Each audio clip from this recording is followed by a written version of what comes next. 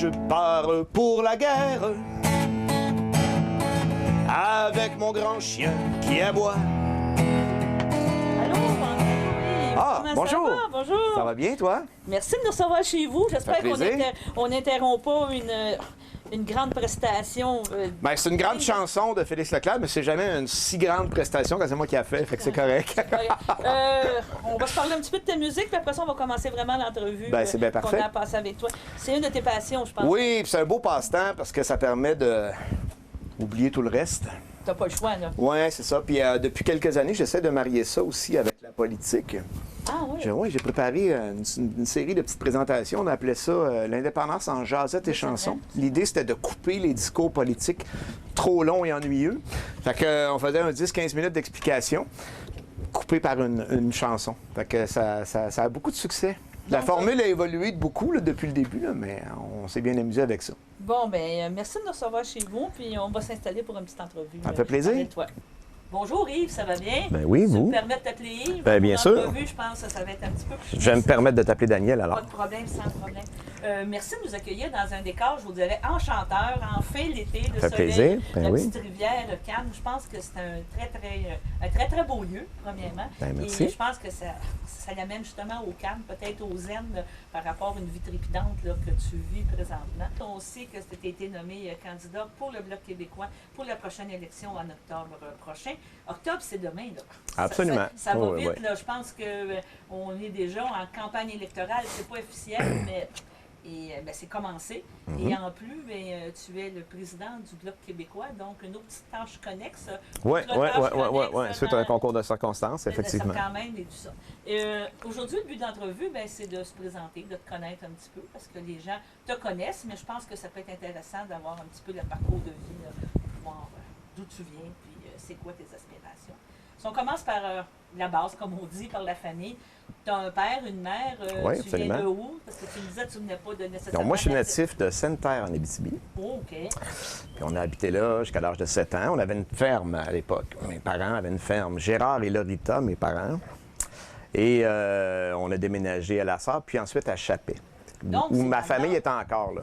Donc, on parle vraiment du Nord. Du donc. Grand Nord, oui, Du c'est Grand ça. Nord. C'est Tu ça. es agriculteur dans cette période-là et dans ces terres-là. C'est difficile, il faut avoir la foi. Là. On ne parle pas de... C'est pas des terres les plus...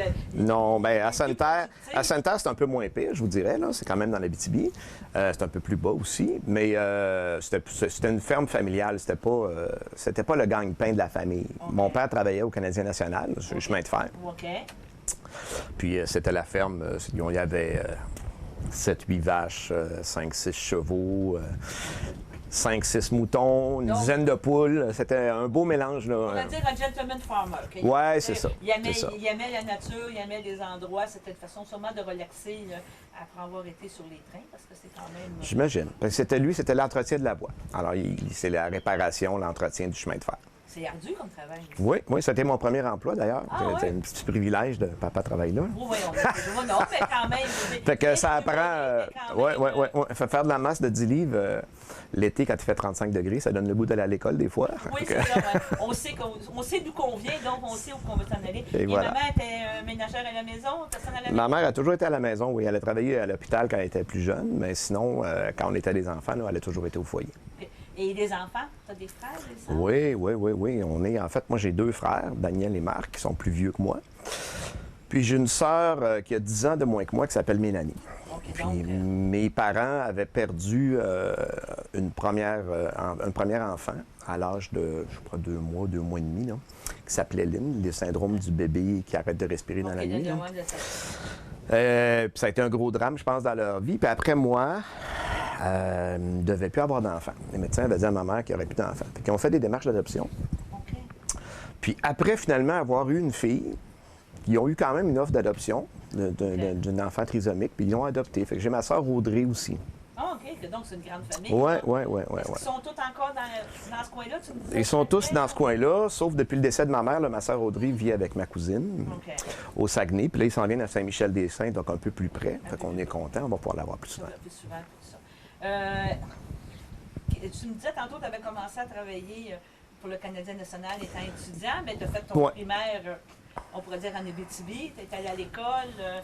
Est-ce que tu étais un bon élève? Est-ce que tu aimais ça? Je pense que oui. J'étais peut-être pas le plus appliqué, là. Un élève qui réussissait quand même assez bien.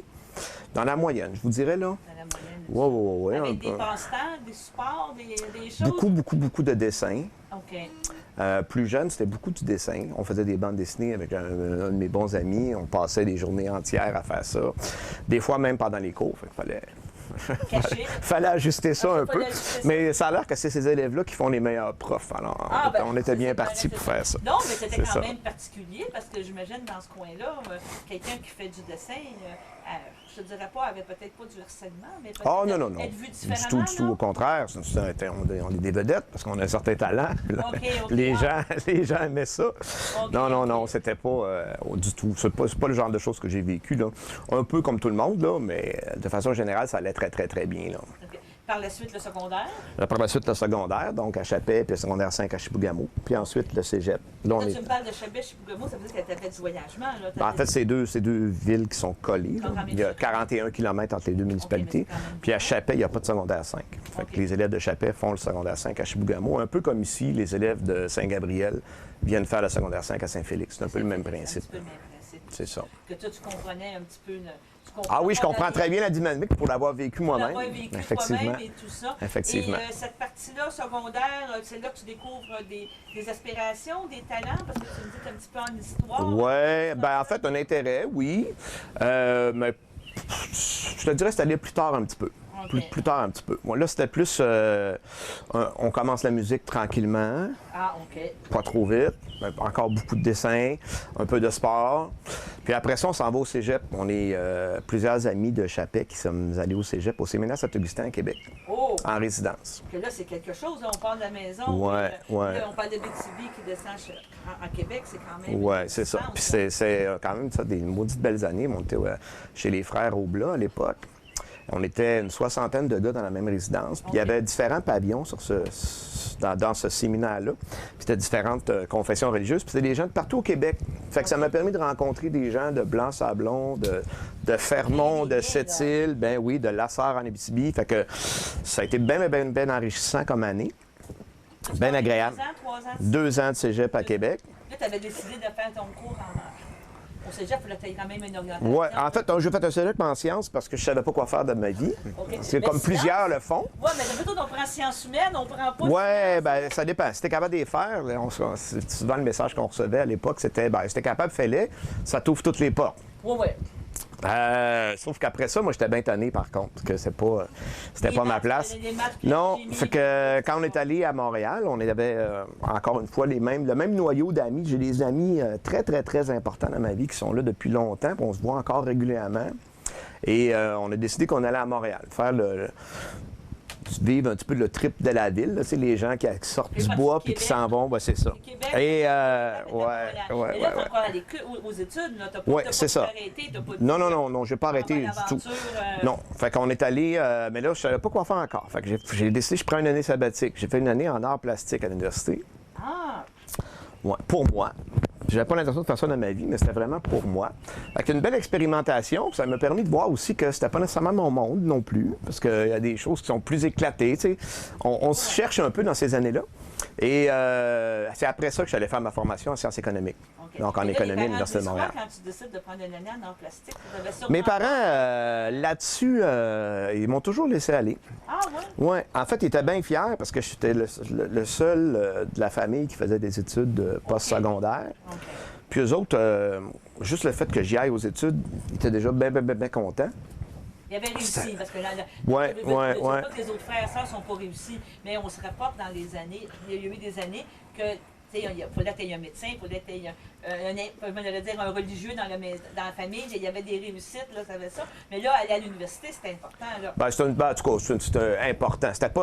Ça n'a jamais été exigé ou demandé ou quoi que ce soit, mais il était fier de ça, là, il était content. Fait que, il me laissait aller dans mes choix, j'ai pas eu de pression là-dessus, là. J'aurais pu décider que je devenais acteur, puis ça aurait été correct. Puis, absolument. Mon père, c'est une de ses frustrations, je pense, de ne pas avoir pu aller à l'école longtemps. Parce que lui, il était d'une grande famille, c'était le plus vieux des gars, puis il avait des difficultés familiales, il a dû travailler très tôt. Tu sais, les chantiers, puis les bûcherons, puis la drape, là, mon père, il a vécu ça à 12 ans dans les camps de bûcherons. Quand il raconte ça, c'est quand même particulier.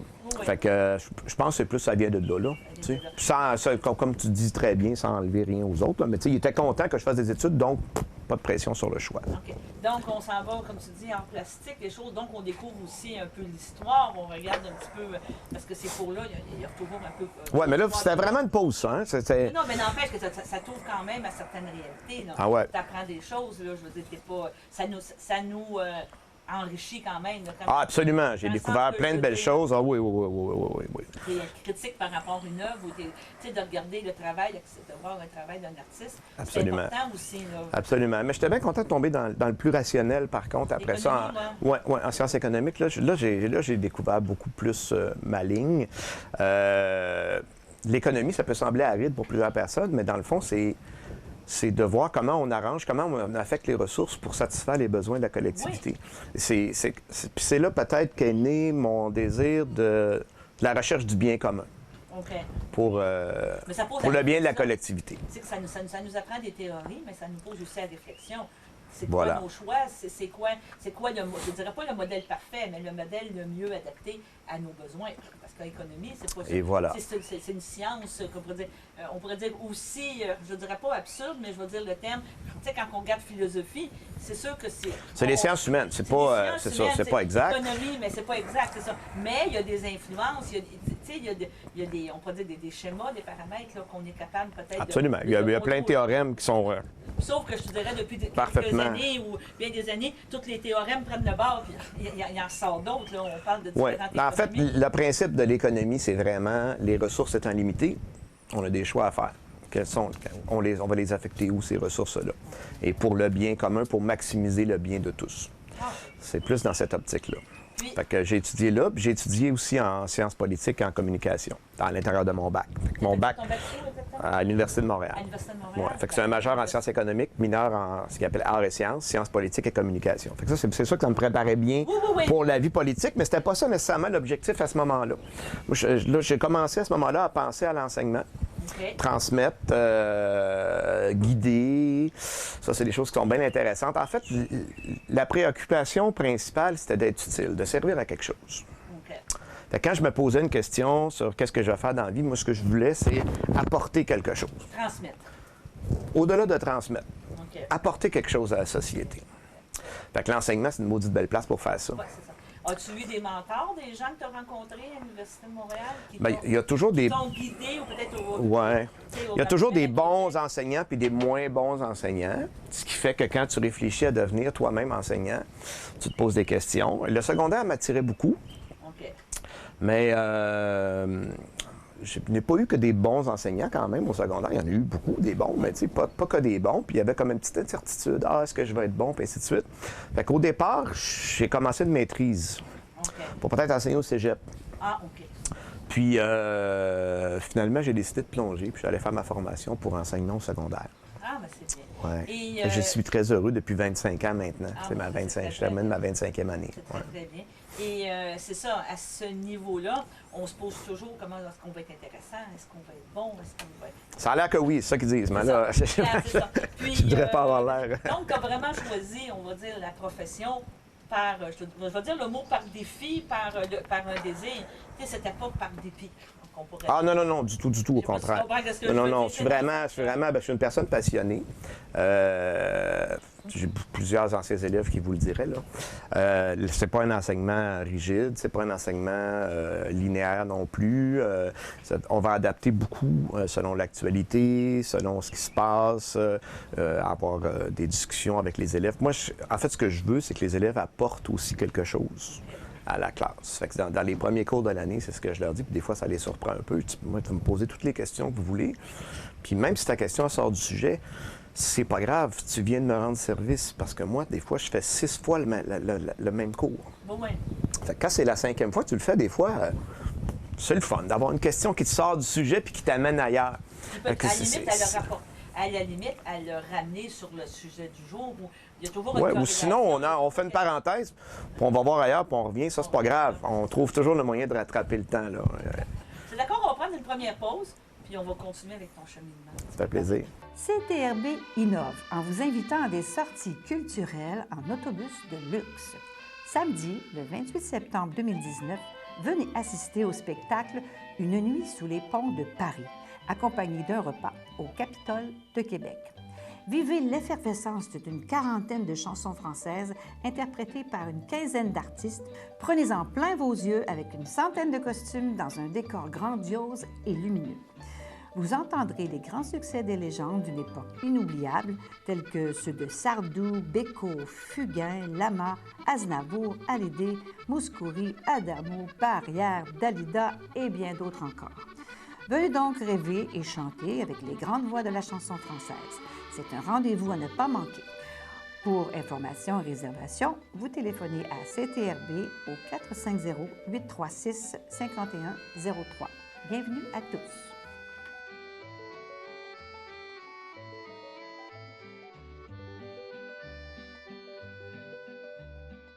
Sachez que vous pouvez nous faire part de vos commentaires, soit pour une annonce gratuite sur notre babillard ou toute autre suggestion en nous rejoignant par téléphone au 450-836-5103, 450-836-5103, ou bien par courriel tvcberthierville@hotmail.com, sur Facebook en écrivant Facebook CTRB.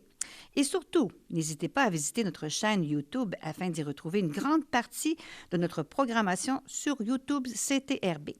Les émissions sont classées par catégorie, vous permettant de chercher moins longtemps. Vous pouvez aussi cliquer sur le rectangle rouge « S'abonner » pour être à l'affût des dernières émissions enregistrées.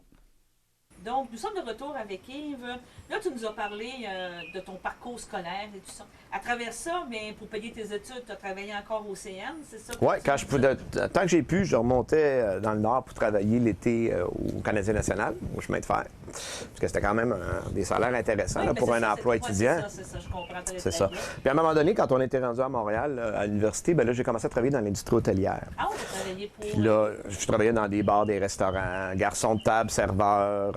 Puis là, ben, des fois, c'est ça, à un moment donné, pour pas perdre l'emploi que j'avais pendant l'hiver, il a fallu que je reste là l'été. Là. OK. C'est ça. Mais encore là, hôtellerie, restauration, c'est le contact avec le public, là. Ah oui. C'est un milieu de vie passionnant où on rencontre... un petit peu, qu'est-ce qu'on aime aussi avec les aspirations qu'on a. Oui. Le désir de communiquer, parler. C'était surtout pratique pour l'horaire parce que quand on est étudiant, on ne peut pas nécessairement travailler 2 jours. Donc, c'était souvent des horaires qui commençaient à 4 ou même 8 heures le soir. Là, quand j'avais d'un bon, on travaillait jusqu'à 4 heures du matin. Là. Fait que, c'est des horaires que je suis pas sûr que je referais, par contre. Ouais, parce que des fois, je finissais de travailler à 4 heures du matin puis j'avais un cours à 8 heures. Oui, je comprends. J'ai fait ça plusieurs années quand même. Là, quand tu regardes ça en perspective, ben, c'est ça. Tu regardes la jeunesse, tu as la vigueur, puis je veux dire, je pense aussi, pour avoir vécu, peut-être je te dirais un petit peu semblable, mais dans le sens qu'on n'a pas le choix. Là. Si on veut payer nos études, si on veut ramasser de l'argent, si on veut devenir autonome, parce que ben, c'est ça. C'est ça. Donc, il faut trouver des moyens. On a l'énergie de ces moyens-là. Aujourd'hui, comme tu dis, on serait plus capable de... Même si on est étudiant, on a un loyer à payer, puis il faut manger. Puis il faut avoir une vie un petit peu sociale et tout ça, puis on ne parle pas des mêmes coûts de la vie qu'il y avait par rapport à aujourd'hui, mais il y avait quand même un coût de la vie. Tout était proportionnel. Là, les salaires allaient avec. Alors, c'est ça. Non, les salaires allaient avec, mais l'Université de Montréal, ça coûte quand même des sous, puis il faut travailler, puis on a des choses à faire. Là, donc, autrement dit, un petit peu l'esprit du voyage, même malgré le CN, tu n'as pas eu la piqûre tout de suite en commençant. Ben oui, mais c'est une question de possibilité ou de perspective aussi. Comme je t'expliquais tantôt, je devais travailler pour payer mes études l'hiver. Fait que c'était plus du travail, des petites excursions, tu sais, à Toronto, des trucs comme ça, mais pas des voyages énormes. C'est plus à l'âge...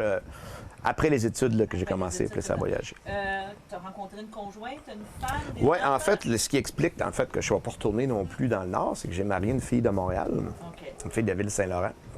Puis quand les études ont été terminées, j'ai été allé faire ma formation en enseignement. Je suis allé à l'université à l'UQAM pour faire la formation en enseignement. Et là, quand il venu le temps d'envoyer des CV, ben là, on avait déjà un premier enfant, qui s'appelle Mathieu, qui a 26 kilos. Et là, j'ai pris une carte de Montréal. Montréal, en fait. J'ai fait un cercle autour, parce qu'on ne voulait pas non plus aller trop loin. Sa famille était là.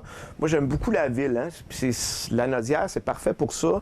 On est vraiment très, très bien placé. D'ici, là, je suis à 1 heure de Trois-Rivières. Ouais. Je suis à 1h15 de Montréal. Ouais. Je suis à 2 heures de 2h30 de Québec. Fait que ça se fait très, très, très, très, très bien. C'est un compromis, là. C'est ça. Puis Quelqu'un de pour des Montréal, gens du Nord, c'est des petites distances. Tu sais. Ouais. On questionne des gens de Montréal, puis on dit tu fais 2 heures de route. Ils disent c'est trop long, mais moi, ça me prend 8 heures à l'échapper. Fait que il n'y a pas de il y a pas de problématique. C'est une discussion, là. Tu pars le matin, mais tu sais, tu descends Ouais, pas le soir. c'est ça. Fait que je trouve ça très bien placé. Fait que c'est ça. J'avais fait un cercle. Ah oui. Oui. Puis idéalement, on privilégiait la Couronne Nord pour me rapprocher aussi de Chapelle-Chibougamau Institute quand je vais aller voir la famille. Puis j'ai eu un appel de Thérèse Martin en Joliette. C'est ce qui m'a amené dans la Naudière. Puis j'ai voyagé ça. Ben, c'était prévu, en fait. On voulait tous les deux sortir. Puis elle, à ce moment-là, elle avait cessé de travailler. Donc, il n'y avait pas d'attache formelle. Puis, j'ai voyagé ça 2 mois et demi, pas longtemps, là. C'était un remplacement que je faisais à Thérèse Martin à Joliette. Puis on a dit, c'est parfait. Fait qu'on a pris un appartement à Saint-Charles-Borromée après 2 mois et demi. Puis on a dit, on s'installe ici. T'enseignais quoi? J'enseignais l'éducation économique en secondaire 5. Ouais. Je pense que j'avais 2 groupes de secondaire 1 en géographie. Là, quand on entre dans le monde de l'enseignement, c'est des champs d'enseignement aussi. Hein? Fait que, tu sais, la formation en sciences économiques m'amenait dans le champ des sciences humaines. Fait que je suis appelé à enseigner l'histoire, la géographie. J'ai des cours universitaires en histoire et en géographie, mais c'est pas une spécialisation. Fait qu'à partir de ce moment-là, quand on travaille, c'est ça. Fait qu'on a décidé de voyager, de cesser de voyager, en fait, puis de venir s'installer dans la région. Et c'est une région magnifique. Et la circonscription de Berthier-Masquinongé au complet est une région magnifique. Et puis ça m'a permis de mieux découvrir ça, d'ailleurs, en 2015, là, parce qu'en faisant campagne, on fait vraiment le tour. Puis un peu plus, même si tu dis, je suis déjà allé, quand tu fais campagne, tu vas vraiment voir chaque municipalité, voir les gens, puis ainsi de suite. Oui, c'est ça. Puis ça m'a fait découvrir des maudites belles choses. On a un coin de pays magnifique. Alors, Si les arbres et tout, ça te rappelle un peu les BTB, ça te rappelle un peu... La nature, la quiétude, c'est paisible. Autant je suis quelqu'un de très, très, très social, qui aime travailler avec les gens, qui a de l'engagement politique, ça me fait plaisir. J'aime ça, faire ça, travailler avec les gens. Quand j'arrive chez moi, j'ai besoin d'un coin de quiétude. Ah, comme vous le voyez, hein, il n'y a pas grand voisin pour m'achaler ici, fait que c'est parfait. Le début de l'eau, là, il est tranquille. Mais oui, c'est ça. On est un petit domaine ici, c'est un petit lac qu'on a. On est 18 propriétaires, on gère ça. On a une compagnie sans but lucratif, là, puis on gère ça ensemble, dans la collégialité. C'est bien. Quand tu me parlais de Thérèse Martin, premier cours, tu te souviens-tu? La fébrilité, l'angoisse de donner un cours la première fois? Plus de la fébrilité que de l'angoisse, je vous dirais, d'avoir hâte de le faire. Puis ça, dès les stages, tu le vois, hein? L'enseignement, là, on a beaucoup de choses. Moi, je reçois beaucoup de stagiaires. Okay. C'est bien passionnant aussi parce que c'est de transmettre la passion puis la façon de faire. Mais l'enseignement, c'est des relations humaines. Okay. Et c'est en le faisant que tu vois si tu es fait pour ça ou pas. Parce qu'il y a beaucoup de choses qui s'apprennent. Mais il y a une partie qu'il faut que ça soit un peu naturel, là, tu sais. Oui, c'est ça. Ça ne veut pas dire, il n'y a rien d'impossible, là, mais... Et là, c'est ça, en faisant les stages, là, tout de suite, j'ai vu que j'étais à l'aise là-dedans. Puis le contact, j'allais le chercher facilement. Puis au niveau de la gestion disciplinaire, puis tout ça, tu sais, c'est pas quelque chose qui est ardu pour moi. Je ne suis pas en train de dire que les groupes sont tous toujours très, très faciles, là. C'est pas ça, là. J'ai des beaux défis des fois, d'ailleurs. Mais... Il y a beaucoup d'évolution. Oui, absolument. En 25 ans, ça a beaucoup changé. Ça a beaucoup changé. Tu as 2 générations, 3 générations qu'on pourrait dire. Oh, il y a beaucoup de monde. J'enseigne aux enfants de mes anciens élèves. Ça, c'est quelque chose, hein? C'est pas bon pour le coup de vieux, ça. Ou c'est le contraire. S'ils viennent te dire que tu m'as enseigné ou tu les reconnais et qu'ils sont enthousiastes de venir te voir, c'est parce que tu as bien fait ta job aussi. Ah oui, ça, généralement, ils sont enthousiastes. C'est dans le sens que je dis, tu n'iras pas voir le professeur en disant « Hey, vous m'avez enseigné, dans celui que tu as eu, je pense pas que tu aies donné et dire bonjour. » S'il y en a qui n'ont pas aimé ça, ils ne sont pas venus me le dire. Il y en a sûrement, mais bon. Là, tu es parti de Thérèse Martin, puis qu'est-ce qui ben là, en fait, à l'époque, c'était la commission scolaire de l'industrie. Fait que là, c'était Thérèse Martin. Puis en fait, c'est quand on a voulu acheter une maison. Puis là, on a eu un 2e enfant. Puis là, on voulait acheter une maison. Bien là, c'est ça. Moi, je désirais trouver... c'est pas comme un appartement dans la ville où est-ce que tu commences à travailler pour temporaire, pour voir où est-ce que tu t'en vas t'en aller. Là. Tu as trouvé un coin paisible, c'est ça. Et puis, ben, c'est Saint-Félix-de-Valois. On a trouvé une petite propriété. Fait que moi, c'est ma 3e maison, mais toujours dans Saint-Félix-de-Valois, depuis ce temps-là. Ouais. Fait que, au début, c'était une petite maison. Après ça, la famille grandit, c'est une plus grosse maison. Après ça, une séparation. Fait que là, une autre maison. Ben, c'est ça. Les cycles de la vie, les cycles de la vie. Mais Saint-Félix fait que ça devient ton port d'attache, c'est devenu... Ah, absolument. Puis c'est vraiment le foyer. Puis les enfants, c'est Saint-Félix, c'est la maison familiale. C'est ici le port d'attache, c'est ici le lien d'attachement. Et j'en ai un qui est à Sherbrooke. Là, il vient de repartir à Montréal. Puis mes 2 autres enfants sont à Montréal. Fait que là, les 3 enfants sont à Montréal aux études. Là, c'est sûr qu'avec les projets de vie... tu prévois rester encore à Saint-Félix et tout ça, mais oui, bien sûr. Peut-être, c'est ça, là. Oui. C'est la nature, le port d'attache. Oui. Puis tu sais, ça devient ta communauté aussi, hein? Puis en enseignant, là, j'enseigne à Saint-Félix-de-Valois depuis plusieurs années maintenant. Quand j'ai pu le faire, parce que là, dans l'enseignement, c'est l'ancienneté, hein? Fait que ton poste, au début, c'est des remplacements, puis c'est beaucoup de... Faut que tu sois prêt à ça, à de l'incertitude, puis à te déplacer souvent, puis ainsi de suite, mais... Avec les tempes grises vient l'avantage de pouvoir plus choisir où est-ce qu'on est, c'est ça. Fait que là, j'enseigne ici l'histoire en secondaire 3 dans le village. Combien d'années à Saint... Là, ça fait 13 ans que je suis revenu ici. J'avais déjà été ici 1 an avant dans les changements. Il y a eu la fusion des commissions scolaires aussi, là. Quand tu parlais de l'industrie, là, oui, je me suis Oui, c'est ça. Fait que là, maintenant, c'est la commission scolaire des Samars. C'est l'école à l'industrie, mais en fin de compte, aujourd'hui, c'est des Samars. C'est ça. Qui a été fusionné. On va prendre une courte pause, puis maintenant, on va parler par la suite de ton engagement politique. Comment c'est devenu? Qu'est-ce qui t'a fait ça? CTRB innove en vous invitant à des sorties culturelles en autobus de luxe. Mardi, le 27 août 2019, en matinée, le luxueux bateau d'escapade Le Grand Cru vous transportera sur le majestueux lac Memphremagog pour un inoubliable dîner croisière. Puis, dans l'après-midi, vous aurez droit à une visite au premier centre d'interprétation du savon artisanal au Québec. Par la suite, une visite aura lieu chez Gourmet par Nature pour une dégustation surprise. Pour clôturer cette magnifique aventure, un souper vous sera offert avant votre retour. Alors, nous vous invitons à venir profiter des beautés naturelles des cantons de l'Est. C'est un rendez-vous à ne pas manquer. Pour informations et réservations, téléphonez à CTRB au 450-836-5103. Bienvenue à tous!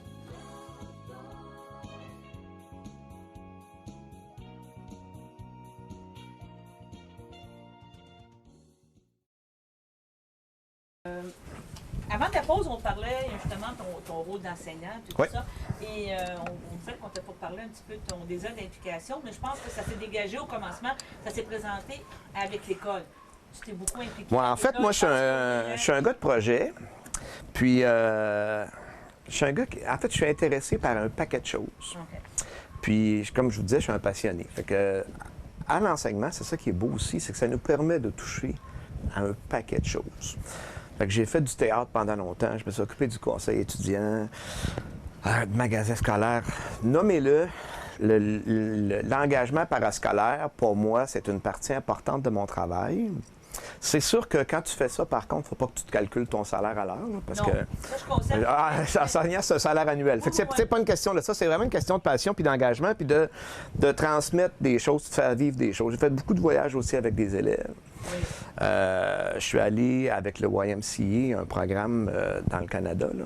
Je suis allé au Yukon. Je suis allé en Colombie-Britannique avec des élèves. Je suis allé ensuite au Costa Rica 2 reprises. Ouais. Je suis allé au Pérou avec le programme POM, un programme Ouverture sur le monde qu'on a à l'école.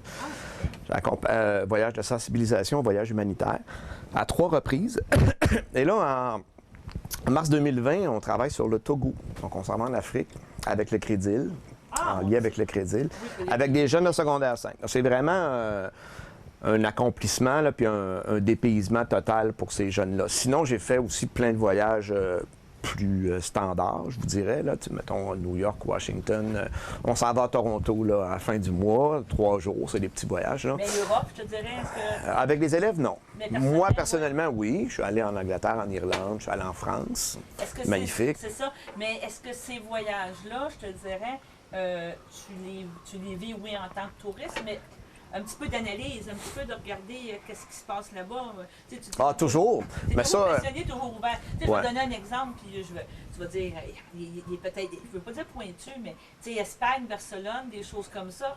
Tu sais, ça nous rejoint, là. Tu sais, on ne veut pas comme Québécois, ouais. on va dans ces La coins-là. situation de la C'est Catalogne ça, aujourd'hui exactement. est très préoccupante, je C'est dirais, ça. parce que c'est quand même c'est dans les pays occidentaux, entre guillemets, civilisés, où est-ce qu'on a des gens qui sont des prisonniers politiques à l'heure où on se parle aujourd'hui. C'est ça. Ils sont Mais 15 en prison, c'est hein, ça. c'est ça, c'est... C'est quelque chose, non? Ouais. Puis ce que je veux dire par rapport à ça, c'est qu'on se compare aussi. Tu sais, on arrive, on est des Canadiens français, oui, mais dans une terre américaine. Disons qu'on est de l'autre bord, on pourrait dire de l'autre bord de l'océan, on dira qu'est-ce qu'on voudra, mais tu sais, qu'on vit des réalités que quand on les voit, comme je te parle de l'Espagne, des choses comme ça, tu me parles du Togo, tu me parles des endroits comme ça, tu sais, tu les vois avec un... Ah, c'est sûr que ça met en perspective. Ça met en perspective. Puis quand on parle de choc culturel, parce qu'on prépare beaucoup nos jeunes dans ces voyages-là, entre autres, à vivre des chocs culturels.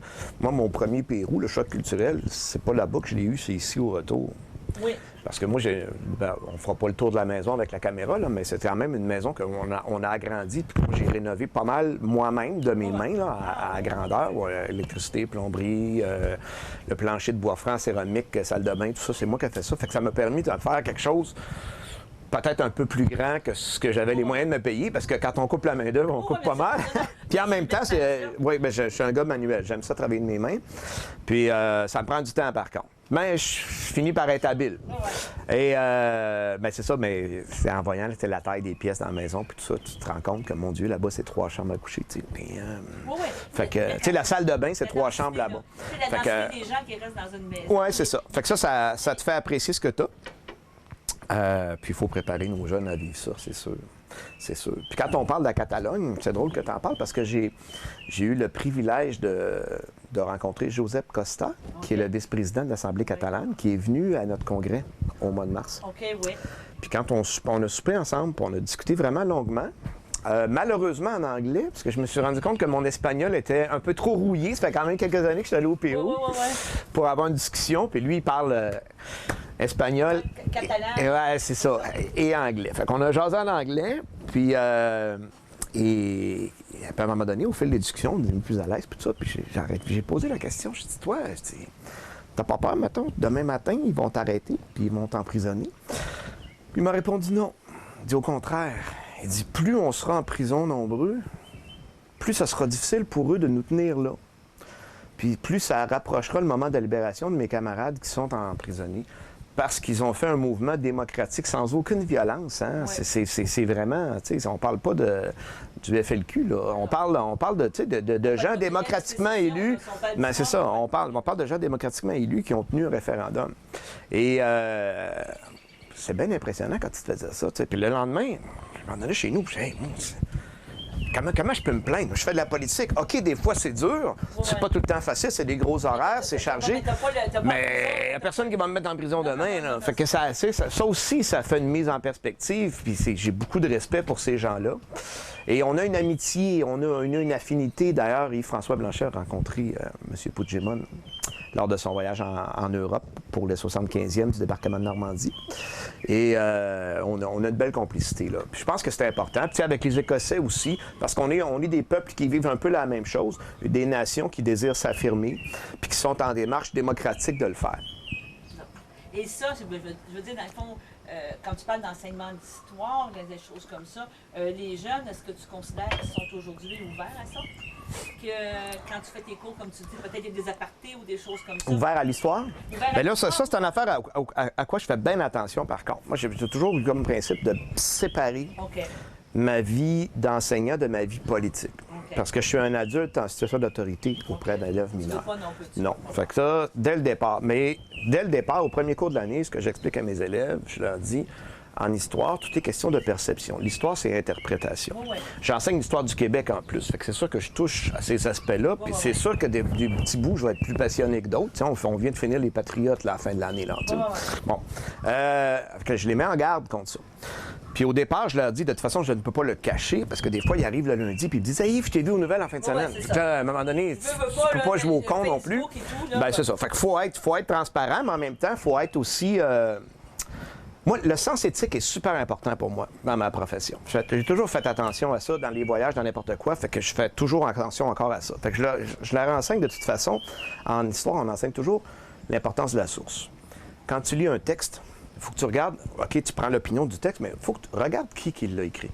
Est-ce qu'il est crédible ou il n'est pas crédible? Ben oui, puis c'est un chef autochtone. Ben c'est sûr que peut-être que sa perception des Européens est moins positive. Puis là, tu vas prendre un texte d'un missionnaire jésuite, puis là, sa perception, lui, des Autochtones, est moins bonne, des fois. Fait que, puis toi, tu es un citoyen intelligent. En fait, tout est là. C'est de considérer l'intelligence de l'individu. Mes élèves, ils ont 14-15 ans. Ils sont brillants. Ils sont en développement, oui, mais ils sont déjà brillants, puis autonomes, puis capables de jugement. Donc, je leur dis, je te fais ça rapidement, là, mais j'insiste beaucoup là-dessus, puis je leur parle des différents médias au Québec. Puis des fois, il y a des lignes éditoriales, puis toi, tu le sais. C'est pas un jugement qu'on porte sur un média ou sur un autre, tout ça, c'est juste toi comme personne intelligente, citoyen, critique. Tu le sais, puis tu prends différentes sources. Puis je leur dis, amusez-vous, demain, allez voir un article d'un journal de Montréal, puis trouvez la même nouvelle dans la presse. Vous allez voir, c'est pas traité différemment. Mais c'est pas, vous le devoir. Puis c'est passé la même chose. Alors, c'est déjà, il y a déjà comme un léger biais d'interprétation ou de valeur, ainsi de suite. Critique, là, par rapport ben c'est ça. Fait que là, après ça, je termine en leur disant, moi, je l'enseigne l'histoire de façon objective. Tu sais, c'est pas la place de la propagande, puis tout ça. Je pense que ça serait inapproprié de faire ça. J'enseigne l'histoire de façon objective, mais je dis, c'est sûr que des fois, tu vas me poser des questions, puis tout. Ça se peut que ça paraisse parce que je suis un passionné. Bon, tu sais, puis toi, tu le sais. Fait que méfie-toi, parce que c'est moi ta source cette année. Donc là, j'ai pas de problème avec ça du tout. Mais je pense que c'est important d'être transparent là-dedans, tu sais. Et là, quand tu me parles de ton implication, que t'aimes beaucoup t'impliquer au niveau de l'école, le théâtre, et tout ça. Oui. Secondaire en spectacle. Je fais secondaire en spectacle, ça fait de nombreuses années. Ça, c'est magnifique aussi parce que, tu sais, si on était allé à l'école, je serais ramené dans l'auditorium, mettons. Parce que l'auditorium, je trouve que c'est l'endroit où est-ce que on change des vies. Parce que des petits jeunes gênés qui vont qui ont le goût de faire, mais qui n'osent pas, puis ainsi de suite. Puis des fois, ils le font, puis ils le font juste un an, puis c'est pas grave. Mais ils ont franchi une limite. Ils ont accompli quelque chose, une petite salle, là, 250 places. Mais c'est une belle salle, c'est juste assez, justement. Puis c'est ça, il y a un dépassement, puis tu sais, des fois, là, ils sont en coulisses, puis ils shake, là. Puis là, tu le prends par les épaules, tu te dis, t'es capable, t'es le meilleur. Il va, le sourire qu'il y a d'en face quand il sort de scène, là, ça vaut tous les salaires du monde. Je comprends très bien. Ça vaut tous les salaires du monde. Fait que ça, c'est passionnant, c'est ça. Puis c'est là que devient le problème, c'est que quand tu aimes beaucoup de choses, puis que tu aimes beaucoup réaliser des... Ben là, à un moment donné, quelqu'un te propose un nouveau projet, tu vas dire « Ah, ben oui, c'est bon ça! » Puis là, à un moment donné, il faut les rentrer dans l'horaire.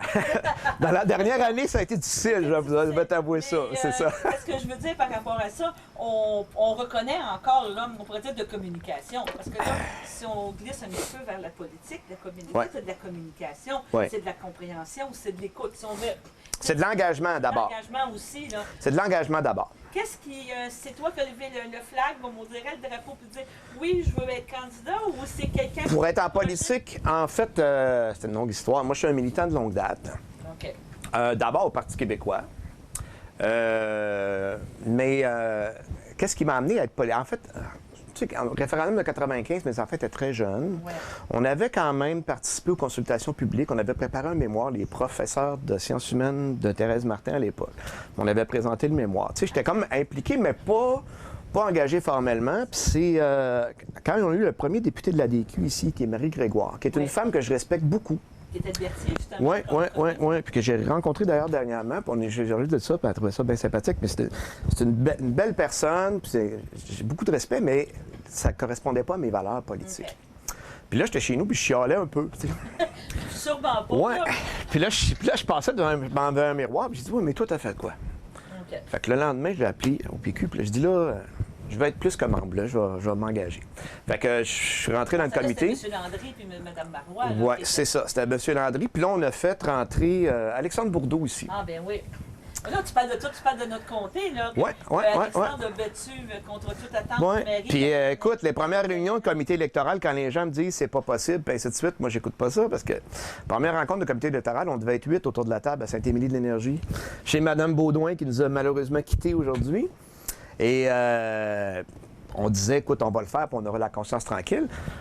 On a fait rentrer Alexandre. Ben ouais, avec le veston de son père, puis avec... Ah, je suis allé, en fait, j'ai dormi dans l'appart d'Alexandre. Il avait même pas fini son bac. C'est ça. Il avait même pas fini son bac en C'est ça. Sciences Po, hein, qui était Ouais. en politique, qui était... Ouais. Je suis allé avec lui chez son père chercher les vestons. Tu sais. Je connais bien Alexandre. Non, mais c'est ça. Puis après ça, j'ai été. C'est ça. Fait que là, j'ai été président de circonscription à partir de ce moment-là, pendant un bout de temps. J'étais d'abord à l'exécutif, ensuite président de circonscription, puis ainsi de suite. Et là, quand Alexandre a perdu ensuite, il ne voulait pas revenir. Là, j'avais été approché par le PQ pour me présenter ici. Puis j'étais président de circonscription. Mais moi, j'ai divorcé en 2003 et mes enfants étaient en bas âge. OK. Et j'avais pas le goût de faire ça parce que je trouvais que déjà, mes enfants, je les avais la moitié du temps. Tu avais déjà donné pour... C'est de l'engagement, là. Tu sais, moi et mon ex, on s'entend super bien. C'est une belle séparation. On a fait ça en médiation. Je cherchais mon mot, en médiation. Puis tu sais, on s'est dit, on reste à Saint-Félix. On a vraiment toujours mis les enfants, les biens des enfants, leurs besoins devant tout. Puis ça s'est super bien passé. Mais là, à ce moment-là, moi, j'avais besoin de m'occuper de mes enfants qui étaient en bas âge. Puis ma fille qui avait un TDAH en plus, qui avait besoin de plus de support à la maison. Tout ça, j'ai dit ça n'a pas d'allure. Parce que déjà, comme président de circonscription, le Conseil national tombait souvent pas sur la bonne fin de semaine. Ouais. Tu sais, c'est difficile. Fait que puis là, on s'est réunis en comité. Puis là, on a envoyé une série de lettres à des gens qu'on appréciait dans le comté. Puis c'est là qu'on a envoyé une lettre à André Villeneuve. Oui, c'est ça, parce que moi, l'année passée, dans l'entrevue, il me dit que c'était une invitation comme ça. Ouais. Tu cours, Je corrobore les faits. Les faits qu'André nous a donnés l'an passé. André, c'est un grand ami à moi, évidemment. C'est un gars que j'adore. Puis c'est en fait, j'ai pas grand mérite là-dedans, je te dirais, parce que moi, j'étais président du comité, puis on a nommé des noms, puis on a dit, ah oui, lui, c'est vrai, c'était un bon. Tu sais, il était préfet d'MRC à l'époque, puis ça, on a dit, oui. Mais c'est quand même une fierté pour moi aujourd'hui de dire que si ce gars-là a été député pendant 10 ans, c'était un maudit bon député, toujours présent, disponible pour les gens. C'était un gentleman incroyable. C'est un gars pour qui vraiment j'ai beaucoup, beaucoup de respect et qui m'inspire encore aujourd'hui beaucoup. Fait que c'est ça qui s'est passé. Là, c'est Parti québécois. Ouais. Puis là, j'avais comme mis ça de côté, dans le fond, cette possibilité-là. C'était pas là. Puis là, j'avais recommencé. J'ai pris une petite pause politique à un moment donné. Parce que des fois, on devient fatigué. Hein, parce qu'enseigner au secondaire, on travaille. Hein. Je sais pas si... on travaille fort. Fait que quand on fait d'autres choses à côté, des fois, l'énergie, à un moment donné. Fait que j'avais pris une couple d'années de pause. J'ai repris le militantisme. Puis là, il y a eu la réforme de la carte électorale en 2015. En fait, il y a eu la défaite de 2011 là, pour le Bloc, là, où il est resté très peu de députés. Puis après ça, arrive l'élection de 2015. Et moi, je suis un ami de Gabriel Sainte-Marie aussi, que j'aime beaucoup, beaucoup, beaucoup. Ce gars-là, je l'aime comme mon frère. C'est un être extraordinaire, généreux. On parlait de Mme Yvon tantôt, mais Gabriel, c'est dans la même catégorie. Là. C'est vraiment... Puis ce gars-là, il était trésorier quand moi, j'étais président avec Alexandre Baudot. Ça fait longtemps qu'on se connaît, là. Ouais, c'est ça. Puis lui, il se présentait dans Joliette, puis c'était parfait. C'est quand j'ai constaté la carte, puis il y avait un redécoupage, puis on était mis maintenant dans Berthier-Masquinongé. On n'avait pas de candidat. Puis là, peut-être que maintenant, les enfants sont grands. Fait que je suis allé rencontrer le comité, c'est ça. Je suis rentré dans le comité d'abord, puis allé rencontrer, puis finalement, c'est ça. C'est moi qui s'est ramassé là. On a fait une investiture contestée quand même en 2015. On était 3 candidats. Ah, oui. Et dont moi, évidemment. Donc ça a rajouté un petit peu au défi, je vous dirais. Puis en même temps, c'était positif parce que quand tu as le goût de faire ça, je me suis dit, sans prétention, quand tu regardes l'équipe, puis tu te dis, je pense que c'est moi qu'il faut qu'il soit là. S'il y avait eu quelqu'un de meilleur, je me serais probablement tassé, mais je dis ça, c'est facile à dire après, parce que je ne l'ai pas fait, mais je pense que oui. Je suis vraiment un gars c'est pour le bien de la cause. Fait que on a fait une campagne, puis là, c'est d'aller rencontrer tous les membres. C'est ça, c'est la première expérience, là. Oui. En tant que candidat. En tant que candidat, c'est ça que je veux dire. Tu me dis que tu as travaillé avec Alexandre Bourdeau, tu as travaillé, mais là, c'était vraiment ton comté, c'était vraiment ta présentation. Et voilà, et c'est énorme, le comté. Hein? Au fédéral, c'est très, très, très grand. Hein? Jusqu'à Trois-Rivières, on parle de... Oui, on a Pointe-du-Lac. On a Pointe-du-Lac. Ça s'arrête à Pointe-du-Lac, ça fait partie de Trois-Rivières, la Valtrie. Puis jusqu'à Saint-Mathieu-du-Parc, là, on est à 18 km de Shawinigan, on n'est pas loin. Puis on remonte jusqu'à Saint-Damien, Saint-Gabriel. Fait que c'est énorme. Mais c'est un maudit beau comté, par contre. Fait que ça te permet de le sillonner, d'aller rencontrer les gens. Fait que moi, j'aime beaucoup rencontrer les gens. On en parle depuis le début de l'entrevue. Fait que d'aller voir les gens, de leur faire signer mon bulletin de candidature, pour moi, c'est pas une corvée. C'est de trouver le temps pour le faire qui est le plus le défi. Mais sinon, d'aller voir les gens, Puis Moi, j'aime ça. historiquement, c'est ça. Puis historiquement, ça a été la plus longue campagne, si ma mémoire est bonne. Oui, la plus longue campagne de l'histoire, on a fait ça pour moi. C'est ça, oui. C'est- Exactement, non, mais parce que c'est épuisant, là, quand tu Oui. Puis, tu sais, j'ai quand même commencé l'année scolaire, parce qu'un sans solde, ça coûte des sous, là. Ouais, c'est ça. Il avait parti ça au mois d'août. M. Harper, là, était quand même bien optimiste dans son affaire. Mais, non, mais c'était quand même une très, très longue campagne. À un moment donné, je te dirais, il y a presque eu de la lassitude, là. Tu sais, en voulant dire, les Ah gens, oui, absolument. tu es d'accord avec Absolument. moi? À la fin, les gens disaient, ils vont-tu arriver ces élections-là? Et Parce voilà. qu'on vient comme fatigué, que c'est comme candidat, c'est difficile aussi à travailler. Puis... Oui. Puis puis les gens sont tannés de voir les affiches à un moment donné, puis c'est ça. Fait que nous, on avait choisi à ce moment-là de poser nos affiches plus tardivement dans la campagne, justement, pour faire comme une espèce de... On vous a laissé l'été, puis là, on a posé ça début septembre. On dit, voici ça, maintenant. L'élection avait été un petit peu comme ça. Ben, je pense que ça avait bien passé, là. Mais c'est ça, oui, ça a été très long, mais c'est passionnant, sauf que tu es fatigué quand ça finit. Première expérience, ouais, comment tu t'es sorti de là, de ce marathon? Ben écoutez, moi, quand je suis allé, honnêtement, on sortait de 2011, puis on s'est dit, bon, ça prend quelqu'un, puis tu te dis, bon, est-ce que les chances de gagner sont très fortes? Je me dis, bon, tu sais, je vais probablement perdre, mais ça prend, tu sais, un bon représentant, puis il faut défendre la cause, puis ainsi de suite, ça fait que je vais y aller. Puis, en cours de campagne, écoutez, quand on convainc les gens, on finit par se convaincre soi-même. Fait que j'ai fini par me croire. Et on a eu un changement de chef en cours de campagne, si vous vous souvenez bien, M. Duceppe qui était revenu, puis là, un bond dans les sondages. Puis là, tu te dis, ben coudonc, peut-être que ça se peut. Puis, honnêtement, c'est ça qui est le plus difficile en politique. Mais maintenant, je le sais, ça. Fait que il me semble que je suis mieux équipé pour la deuxième fois. Mais ce qui est plus difficile, c'est quand tu parles aux gens puis tu les convaincs. Tu te dis, mon Dieu, mais je les convainc, tu sais.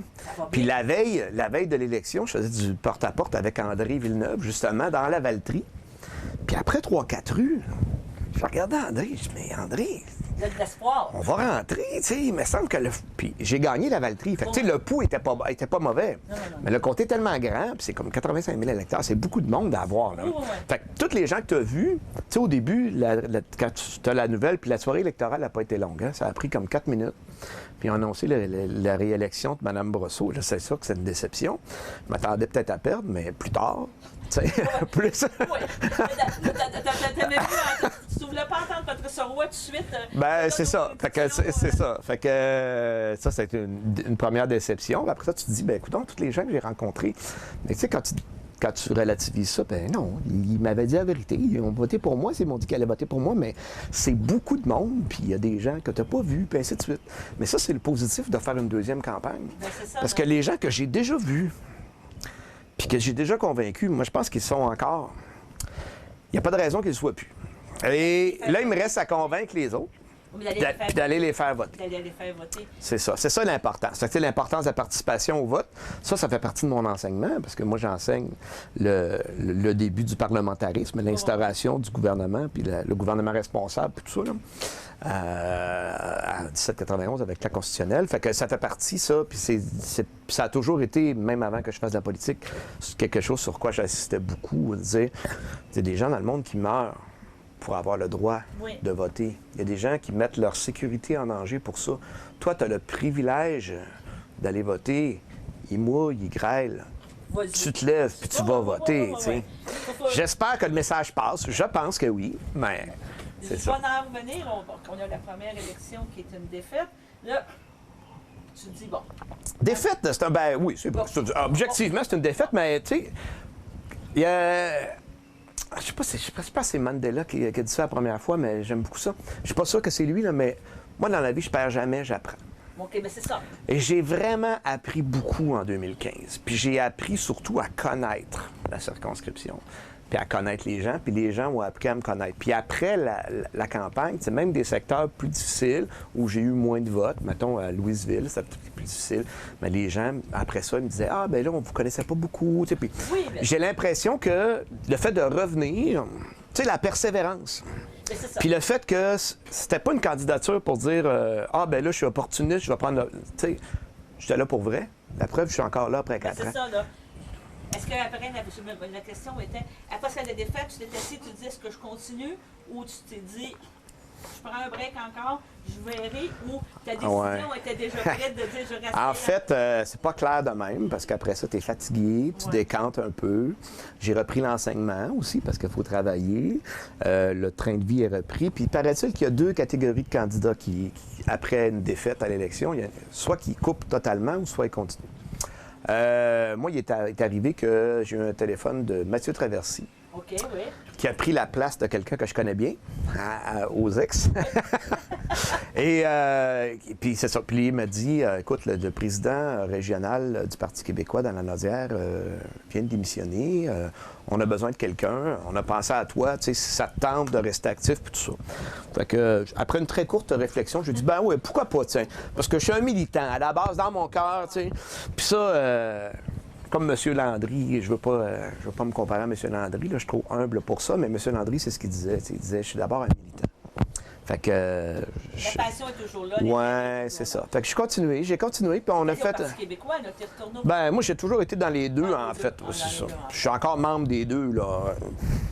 Un n'empêche pas l'autre. Non, puis c'est souvent les mêmes personnes, tu sais, qui sont dans les deux. Là, c'est sûr qu'on a Québec solidaire qui est un parti indépendantiste aussi, puis nous, au Bloc, on rassemble le plus de gens possible. Donc, on est des gens qui sur la scène québécoise, sont même des membres de l'ADQ, des membres de QS, puis des membres du PQ, qui sont dans nos instances, puis dans nos organisations, puis on travaille ensemble. Puis c'est ça qui est beau dans le Bloc, c'est qu'on est le seul parti indépendantiste sur la scène fédérale. Donc, c'est le lieu de rassemblement. Et pour avoir écouté la journée de ton investiture des éloges, Ouais, ça, j'ai trouvé ça plus dur que je pensais.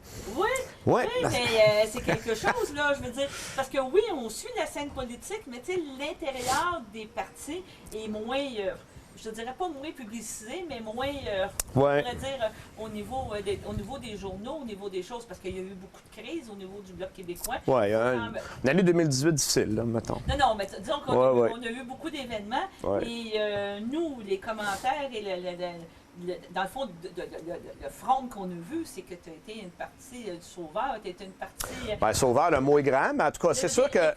Impliqué dans la renaissance, dans le réemploi, oui, absolument. Absolument. En fait, c'est un concours de circonstances, mais en effet, moi, quand ça va mal, moi, je suis présent. Parce que je suis pas là, comme je vous disais, c'est pas une question d'opportunisme ou de dire, moi, c'est pour la cause puis pour le bien. Puis là, ben, mon institution, qui est le Bloc, était comme mise en danger en 2018. C'était une crise importante. On avait 7 députés qui étaient partis, là. Et de ces 7-là, beaucoup étaient mes amis. OK. Donc, puis j'avais aussi des amis qui étaient conseillers très proches de Martine. Voilà. Okay. Donc, ça me permettait, moi, de faire un peu des ponts. Fait que c'est un peu pour ça. Puis, à un moment donné, quand tu vois que ça ne va pas à ton goût, ben, tu as 2 choix. Tu te retires chez toi ou bien tu t'investis. Ouais, c'est ça. Fait qu'on s'est investi. Fait qu'on a créé une coalition d'une 40aine de circonscriptions. Au plus fort, on a été jusqu'à 42 circonscriptions. Où on se parlait très, très régulièrement. Puis on cherchait des solutions. Puis ben, c'était comme moi le leader de ça, dans le fond. Avec André Parizeau dans le Cartierville, puis Valérie Tremblay de Chicoutimi-Le-Fjord. Okay. Valérie, d'ailleurs, qui a été investie comme candidate récemment. Oui, c'est ça.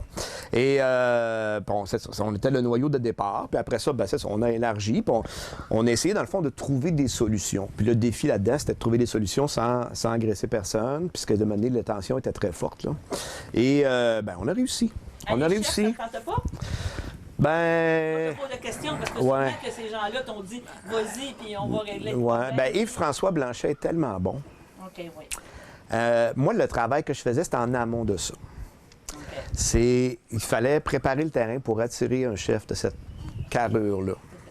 Ouais. Puis, tu sais, si on n'avait pas réussi à attirer une candidature à la chefferie qui était si prestigieuse, parce que quand même, M. Blanchet, c'est un ancien ministre, puis c'est un gars qui était dans les médias, puis c'est un gros saut professionnel qu'il fait. Hein? C'est un gros risque pour lui aussi. Ouais. On a jasé longtemps avant qu'ils disent oui, mais on était content qu'ils disent oui. Oui, oui. Et dans le fond, c'est ça. Le travail, c'était de rétablir les choses. Fait que dans le fond, c'est de rétablir les ponts, de ramener les gens qui étaient partis. Et c'est pour ça qu'au mois d'août, être président de parti, ça ne faisait pas partie de mon plan de carrière. Mais au mois d'août, à cause de la coalition, puis des circonstances, puis du travail que j'avais fait pendant l'hiver, les gens ont dit, ben Yves, c'est toi que ça prend là. Fait que, encore une fois, le sens du devoir. Bon, en même temps, il y a un certain prestige à être président de parti aussi, là. Fait que j'ai pas. Pourquoi pas? Tu peux aller voir les troupes aussi. Dans le fond, tu as M. Blanchet, mais toi, tu es là aussi pour voir que tout. Oui, ben ouais. Enfin, moi, c'est faire le supervise de l'organisation plus du parti politique. Puis, M. Blanchet, c'est plus, mettons, l'aile parlementaire. Là. C'est ça. Mais ça, on travaille en collaboration, on se parle souvent. C'est un gars que j'apprécie beaucoup. Puis, c'est le fun parce que je suis en symbiose idéologique avec mon chef. Puis ça, c'est important. Tu sais, on dit on fait de la politique. On est soumis aux aléas. Puis des fois, la politique, ça passe beaucoup au niveau national, puis tout ça. Là, j'ai un chef qu'à chaque fois qu'il parle, puis je l'écoute parler, je fais comme moi, j'aurais dit ça aussi. C'est tellement facile, après ça, de faire partie de cette organisation-là. De transmettre la nouvelle, de transmettre. Ben oui, tu sais, fait que écoute, moi, c'est un bonheur total que je vis. Puis ce qui est magnifique avec Yves-François, c'est que le message est toujours clair sans être agressant, mais ferme. Puis, on s'affirme, on existe, on est clair, puis ce qu'on veut, c'est un pays. Puis là, on est là pour faire la promotion des intérêts du Québec, puis la promotion de l'indépendance, puis il n'y a plus de contradiction entre les deux. Le message est clair pour tout le monde, puis on ne s'en fait même plus poser de questions là-dessus, alors qu'en 2018, c'était tout le temps ça que les journalistes nous demandaient. Fait que la question est réglée, on va par en avant avec un chef extraordinaire. Puis ça, les chefs de parti, c'est important. On va prendre une dernière pause, puis en conclusion de parler, on va parler peut-être de tes passions. Tantôt, tu me parlais de musique et de tout. On va savoir un petit peu plus sur ça. D'accord. Le samedi matin, dès 9h30, nos téléspectateurs sont invités au Super Bingo télévisé diffusé de nos studios de Berthierville. Depuis maintenant une vingtaine d'années, plusieurs adeptes de la télévision régionale se sont partagés un montant de 600 $ disponible chaque semaine lors de cette joute de bingo télévisé.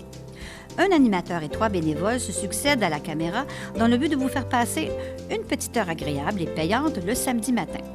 On peut se procurer les cartes de jeu chez les dépositaires autorisés participants, c'est-à-dire à Berthierville, le dépanneur Formule 1 rue Gilles Villeneuve, le marché IGA Extra sur la rue Gabrielle Brissette, le marché Métro rue Notre-Dame, la pharmacie Proxime rue Frontenac, le garage Pétroté sur la rue Gilles Villeneuve, et à Saint-Ignace-de-Loyola, le marché Aldo rang Saint-Michel, le dépanneur Le Magasin Esso sur le chemin de la Traverse, à Lanoret, le garage Sonic sur la rue Notre-Dame.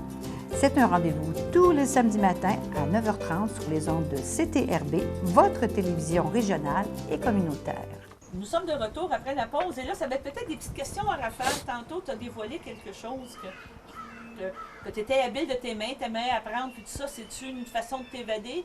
Quand tu fais ça, tu penses pas à d'autres choses, c'est le contraire? Non, j'aime ça travailler manuellement, effectivement, mais pas parce que je pense pas à d'autres choses. Au contraire, le petit moulin tourne, l'hamster pédale, mais on dirait que j'arrive à rationaliser un paquet de choses, de travailler, puis des fois, oui, tu oublies pendant des grandes périodes, puis ça fait du bien, parce que des fois, on pense à beaucoup de choses en même temps. Je m'occupe de beaucoup de dossiers, et à l'école, et en politique, et dans la famille, puis un paquet d'affaires. C'est ça. Donc, c'est ça. Les questions, étant un professeur, je te dirais aussi histoire, c'est quoi tes choix de lecture? Des romans historiques? Oui, mettons, des trucs comme Les Rois maudits, des trucs comme ça, j'ai bien aimé ça. Sinon, des romans aussi. Le parfum, mettons, c'est une belle histoire. Mais il y a souvent un petit côté historique. Mais honnêtement, ces dernières années, j'ai peu de temps pour lire. Okay. Je devrais peut-être le prendre plus. Sinon, c'est beaucoup de se tenir au fait de l'actualité, de lire des dossiers. Des biographies, ça m'intéresse beaucoup. Là, j'ai celle de Brian Mulroney, ça va vous surprendre, mais ça m'intéresse beaucoup parce que c'est pas il n'y a rien de péjoratif là-dedans, mais je pense que c'était quelqu'un qui avait les intérêts du Québec à cœur. Oui. Il n'avait pas les mêmes options politiques que moi. Mais ça m'intéresse beaucoup de voir le côté réflexif qu'il y avait derrière cette démarche-là. Puis c'est quand même la dernière fois qu'on a eu un premier ministre du Canada qui essayait de se préoccuper des intérêts du Québec. Fait que c'est un monsieur que je respecte malgré tout, tu sais. Oui. Moi, je pense qu'en politique, il n'y a pas de bon ou de méchant. Il y a des gens qui vont là par conviction. Puis il faut avoir du respect pour tous les gens qui font de la politique. Puis de lire l'opinion peut-être de celui qui avait l'autre option, ça peut t'apporter un éclairage puis une réflexion. Fait que ça c'est des choses qui m'intéressent beaucoup. Parce que quand tu me parles un petit peu, c'est ça, j'imagine que le matin, la première chose, c'est de lire les journaux un petit peu, de voir qu'est-ce qui s'est écrit dans la presse, qu'est-ce qui c'était. Sûrement un Google alerte sur... Ouais, la revue de presse, regarder un résumé de la période de questions, des trucs comme ça, ouais. Est-ce que c'est avant de travailler un petit peu que tu exerces ton rôle de président aussi du Bloc? Ouais. Tu dois avoir, Ben ça, la dernière année... avoir des courriels, d'avoir un petit peu de courriel. Honnêtement, là, je ne ferais pas ça pendant 5 ans, c'est sûr. Le président de parti et enseignant à temps plein en même temps, c'est vraiment très chargé, là. Fait que je dois travailler 125 heures par semaine. Plus les rénovations, là, de faire une... Ouais, ben là, si c'est fini, pas mal. J'arrête pas d'être sur une pièce, là, mais ouais, effectivement. Fait que ça, c'est un gros défi, mais c'est souvent le matin, oui, sinon en fin de journée. Tu sais, tu sors le téléphone, puis t'as... parce que dans le jour, à l'école, mon téléphone, il est serré. Hein, je veux pas me le confisquer une semaine de temps, fait que tu sais, je le sers.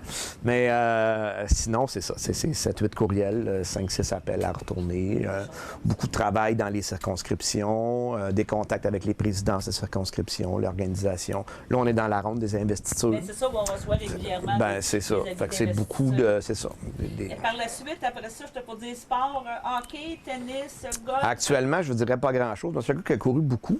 Okay. Avant de me scraper le dos, comme il faut. J'ai fait une grosse hernie discale.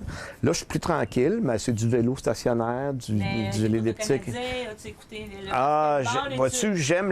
J'aime les sports en général. Le hockey, j'ai arrêté de le suivre quand ils ont vendu mes Nordiques. C'est plate, hein? Oh, mon Dieu! Mais ça fait longtemps. Ouais. Mais c'est ça. J'étais un gros fan des Nordiques. Moi, quand j'ai fait mon cégep à Québec, j'allais voir les matchs souvent, puis tout ça. Ben, t'as toujours le choix, là. Dans la résidence, il y a des gens de partout au Québec. Fait qu'il y avait une salle de télé canadien puis une salle de télé nordique. Puis j'avais jamais été un anti-canadien. Il y avait des fans des Nordiques qui détestaient les Canadiens de Montréal. Moi, quand les Nordiques n'étaient pas là, je prenais pour le Canadien. Là. Mais après ça, c'est un désintérêt tout simplement. C'est peut-être aussi un manque de temps. Mais quand j'ai l'occasion d'écouter un match, j'aime ça. Okay. Football, peut-être un peu plus. Ouais, football, je trouve ça passionnant, le football. Puis ça, c'est un sport que j'ai découvert plus quand j'ai enseigné à Barthélemy Joliette. Oui, parce qu'il y a une bonne équipe, c'est ça. Hein? Oui, puis je mettais de la musique dans les... moi, à l'école, je fais plein d'affaires, là. Je mettais de la musique dans les pauses des matchs. OK. Puis là, ça m'a appris à connaître un peu plus le sport. Puis je trouve que c'est un sport intelligent. Puis au niveau scolaire, je trouve ça magnifique parce que tout le monde a sa place dans ce sport-là. Le grand, plus gros, ben lui, il va être bloqueur. Puis le petit mec, ben lui, il va courir, va attraper le ballon. Tout le monde a sa place. Comparativement au basketball, ben t'es pas tout à fait assez grand, ainsi de suite. Au secondaire, c'est moins grave, mais dans cette optique-là, je trouve que c'est un beau sport. Puis c'est un sport intelligent où il y a de la stratégie. Je trouve ça intéressant à regarder, vraiment. Sinon, basketball, j'aime ça. Baseball, j'adore ça. À toutes les fois que je vais dans une ville, que ce soit américaine ou canadienne, où il y a du baseball, j'y vais. D'ailleurs, avec les élèves, on va aller voir un match des Blue Jays. Ça va être passionnant. À la fin du mois. Là, on va aller à la musique. Ça, la musique, j'ai bien des questions. Oui, vas-y. Tu aurais rêvé d'être quel artiste? J'aurais rêvé d'être quel artiste? Aïe, c'est une grosse question. Non. Leonard Cohen, je sais pas. Non, moi, je te dirais plus un Paul Piché ou un Richard Desjardins. OK. Pour la profondeur des textes. Richard Desjardins, je te dirais, parce que c'est dans les poètes qui m'impressionnent le plus. Il a une poésie là-dedans qui est magnifique. Tu sais, dans Tu m'aimes-tu, là? Ouais.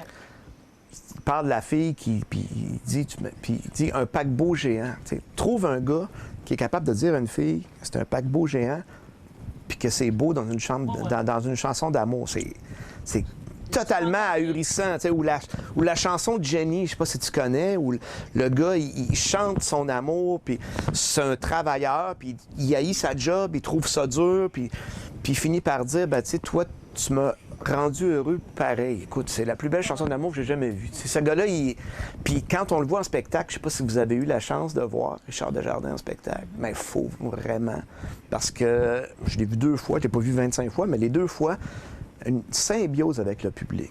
Puis ça, t'as pas ça partout. Il y a une ambiance là-dedans, là. Puis une chaleur, puis les gens sont contents d'être là, puis c'est magnifique. C'est vraiment un grand artiste. Fait que je vais répondre Richard Desjardins, finalement. Richard Desjardins? Ouais. Et musique québécoise ou t'es-tu aussi ouvert à tout? Je suis ouvert à tout, j'écoute de tout, mais c'est sûr que moi, je suis bien francophone, évidemment. Je trouve ça important. Je suis secondaire en spectacle à l'école. Tu sais, le projet secondaire en spectacle, c'est de faire la promotion de la culture francophone dans les écoles. Puis c'est ça qui est le beau là-dedans. Les petites filles de secondaire 1 qui m'arrivent la première année puis qui me disent, moi, je chante juste en anglais. Puis là, j'explique, ben, secondaire en spectacle, c'est en français. Fait que trouve-toi une chanson dans ta langue, puis ça leur fait découvrir ça, puis ouvrir, parce qu'on est un petit peuple, hein? Un grand peuple, peu nombreux dans la mer nord-américaine anglophone. Et c'est important de faire valoir notre culture puis de ne pas perdre ça. Fait que ça, c'est beaucoup, beaucoup francophone. J'aime ça. Ça vient plus me chercher. Mais tu sais, j'ai écouté de la musique anglophone aussi, là, de toutes sortes d'affaires. Metallica, AC/DC. C'est drôle parce que les jeunes, tu sais, AC/DC, on écoutait ça quand j'étais au secondaire. Les jeunes secondaires, ils écoutent encore ça. Je dis, hey, j'ai 50 ans, c'est ma musique que tu écoutes. Puis là, ils me disent, ouais, mais c'est bon. Ben, Oui, mais ça. même encore là, je veux dire, quand tu me parles de la musique francophone, si on se reporte à quelques années, on a eu La Voix, puis avant La Voix, Star Academy, les chansons thèmes qui prenaient, tout le monde devenait un engouement pour une chanson de Stéphane Bern, alors que moi, je l'avais écouté quand il y avait 15 ans, là, avec des... Ça, c'est la beauté de ces émissions-là. Vois-tu, moi, je suis pas très télé-réalité. J'ai comme une espèce d'aversion devant le staging. Ben, pas le staging, mais tu sais, de faire comme, on va filmer l'intimité qui ont des affaires d'occupation double, puis tout. Je porte pas de jugement, mais moi, ça m'allume pas du tout. Mais ces émissions-là, ma blonde aime beaucoup ça d'ailleurs, elle me fait écouter La Voix. J'écoute. Et ça, je trouve ça bien, c'est le côté positif de ça, c'est quand ça fait ressortir des chansons comme ça. Ça fait ressortir la culture aussi, puis ça nous fait découvrir des grands artistes.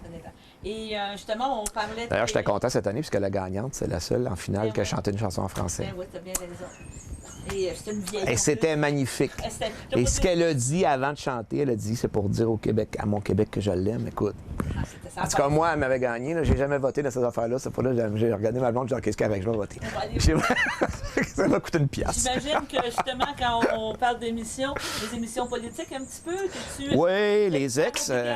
Comme tu parles des ex. Mon petit politique, ces choses-là, ouais, quand on a le temps. C'est juste là, c'est ça. Cette année, c'est de trouver le temps. Mais oui, ça a été bien intéressant parce que l'analyse politique, tu sais, ou bien le midi avec Michel Caugier, peu importe, d'avoir les points de vue différents. C'est ce que j'enseigne à mes élèves, tu sais, dans le fond. Puis je l'enseigne, c'est parce que j'y crois, tu sais, d'aller chercher les analyses, les optiques, tu sais. Puis quand tu as des panels, bon, on va parler des ex parce qu'on l'a nommé, là. Tu sais, quand tu as Yolande James, puis Madame Marie, puis Mathieu, qui est rendu là. Sinon, c'était Yves-François qui était là. Tu sais, c'était des personnes qui ont eu des orientations politiques bien différentes. Mais que bien des fois, ils se rejoignent. Ben oui, ben c'est ça qui est intéressant. C'est que quand tu te mets un petit peu comme observateur en analyse, tu peux voir que, ben, dans le fond, ce qui est raisonnable, ce qui ne l'est pas. Puis... Qu'est-ce qui crée un consensus, puis qu'est-ce qui n'en crée pas? Et voilà. Puis l'idée de la politique, c'est ça un peu, hein?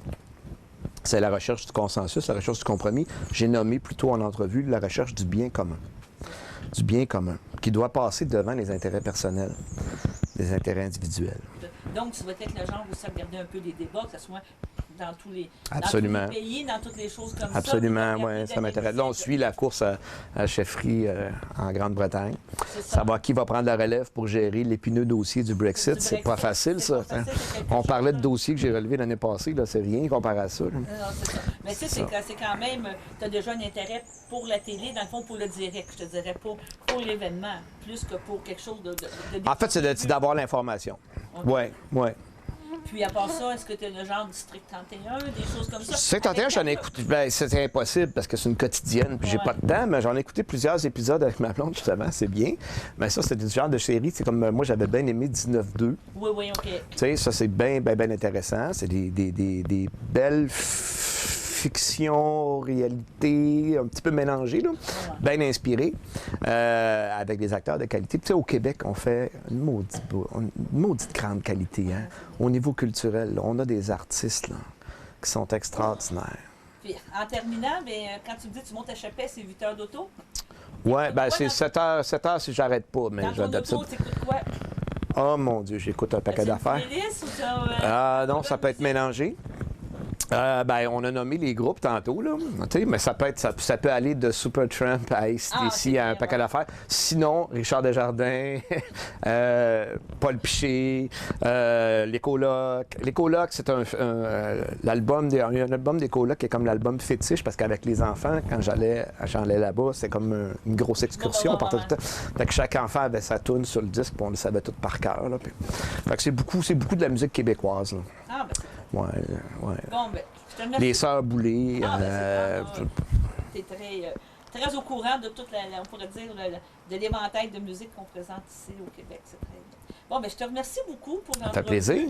Comme mentionné, on va avoir une autre entrevue quand les élections vont être sorties.